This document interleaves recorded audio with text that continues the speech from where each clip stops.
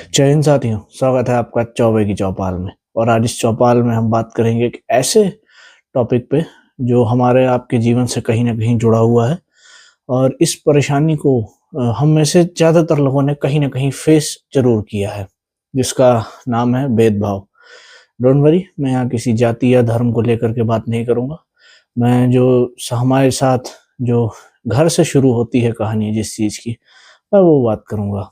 सब लोग इससे रिलेट नहीं कर पाएँगे कि सभी के साथ ऐसा नहीं होता, लेकिन हाँ, ज़्यादातर लोगों के साथ कहीं न कहीं कुछ न कुछ ऐसा ज़रूर होता है। शुरुआत करते हैं लोगों के घरों से।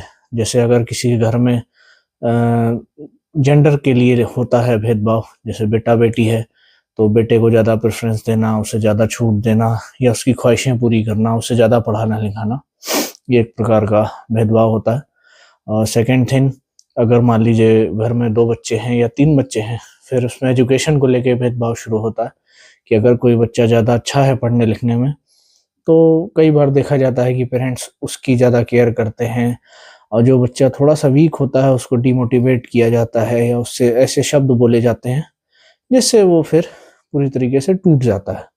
और ये बातें हो सकता है कई लोगों को हर्ट करें, कुछ लोगों को समझ में ना आए, लेकिन जो-जो ये चीज़ें फेस करता है उस तक मेरी बात ज़रूर पहुँचेगी।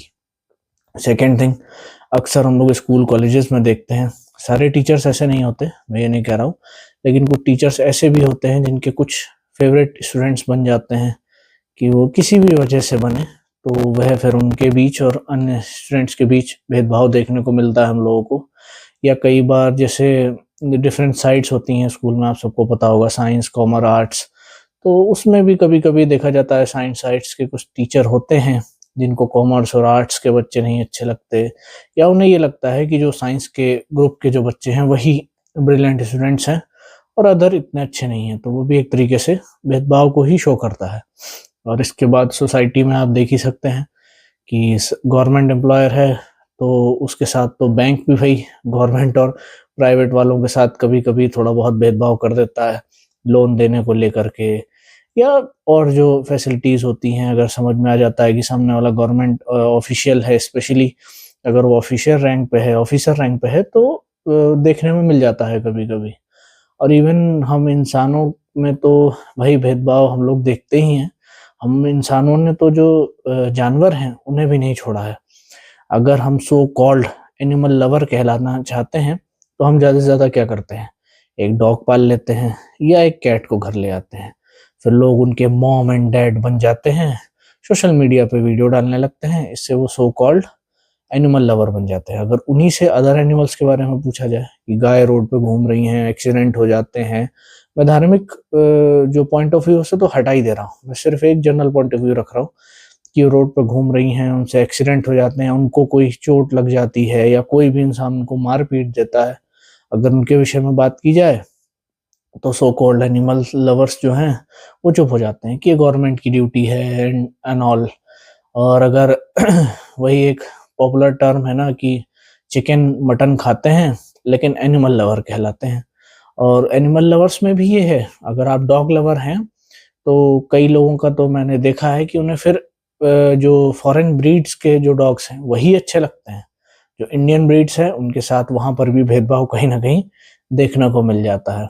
उसके बाद अगर आप एनिमल्स से ऊपर बढ़ें, तो हम लोग तो नॉन लिविंग थिंग में भी आजकल ढूँढ लेते हैं भेदभाव, कि आपके पास अगर छोटी कार है, हैचबैक है, या कोई अच्छे मतलब एक नॉर्मल ब्रांड की गाड़ी है, तो आप किसी अच्छे होटल में जाइए या अच्छे मॉल में जाइए, तो वो आपको जो मॉल का जो मेन पार्किंग एरिया है, वहाँ पार्किंग नहीं देंगे। वो आपको अंडरग्राउंड पार्किंग कराएँगे, या वैले पार्किंग तो आपको देखने को भी नहीं मिलेगी, क्योंकि भाई वो उनकी मॉल के या होटल की शान के खिलाफ हो जाता है। और ये बात मैं इसलिए बता पा रहा हूँ क्योंकि कई फेमस यूट्यूबर्स हैं, मैं नाम नहीं लूँगा, तो उनके भी मैंने व्लॉग्स देखे हैं, तो उनमें वो साफ कहते हैं कि एक बार वो डिफेंडर से जा रहे हैं, और तो उनको बाकायदा वैले पार्किंग मिल रही है, और उनके मॉल के बिल्कुल पास में ही उनकी पार्किंग की जा रही है, ताकि लोगों को दिखे कि हाँ, यहाँ इस लेवल के लोग आते हैं।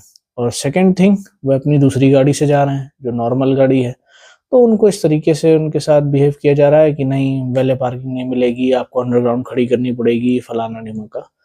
तो हम लोगों ने तो इसमें भी भेदभाव ढूँढ लिया। अगर इन सब चीज़ों से आगे बढ़ें, तो लैंग्वेज वाला भेदभाव वो तो आप सब देख रहे होंगे, आजकल काफ़ी ज़्यादा लाइमलाइट में है कि भाई तुम हमारी लैंग्वेज नहीं बोल सकते है तो हमारे स्टेट से चले जाओ, या मतलब मारपीट करना, और उसमें भी मारपीट करने में भी भेदभाव है। ये भी नोटिस करिएगा कि गरीब इंसान के साथ ये हो सकता है, लेकिन जो पैसे वाला इंसान है, जो बीमर या ऑडी से उतर रहा है, उसके साथ आप भेदभाव नहीं कर, उसके साथ आप ये नहीं कर पाएंगे।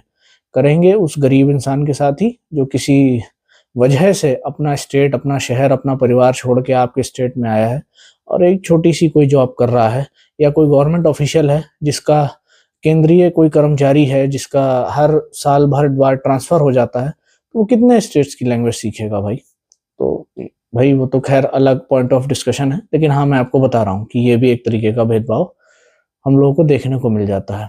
उसके बाद लैंग्वेज में भी भेदभाव है कि भाई जो कुछ सो कॉल्ड एजुकेटेड लोग हैं उन्हें हिंदी और इंग्लिश में वो चलता है कि हाँ भाई जिसको इंग्लिश आती है वही एलीट क्लास में बैठने के लायक है, या वही सब कुछ जानता है जो इंग्लिश बोलता है। एक नॉर्मल इंसान जो हिंदी बोलता है या और कोई अपनी रीजनल लैंग्वेज बोलता है, तो वो उसके लिए एक तरीके से वो हो जाता है कि नहीं ये डाउन मार्केट है या वो। वैसे उन लोगों से मेरा एक छोटा सा सवाल है कि अभी रूसी राष्ट्रपति पुतिन साहब इंडिया आए थे, उन्होंने तो मेरे हिसाब से इंग्लिश नहीं बोली, वो तो अपनी रशियन ही बोल रहे थे। तो हमारे हिसाब से उन सो कॉल्ड एलीट क्लास के लोगों के लिए वो भी गंवार हो गए या डाउन मार्केट हो गए। या चाइनीज़ प्रेसिडेंट हैं शी जिनपिंग, वो जहाँ भी जाते हैं अपनी मंदारिन में बोलते हैं।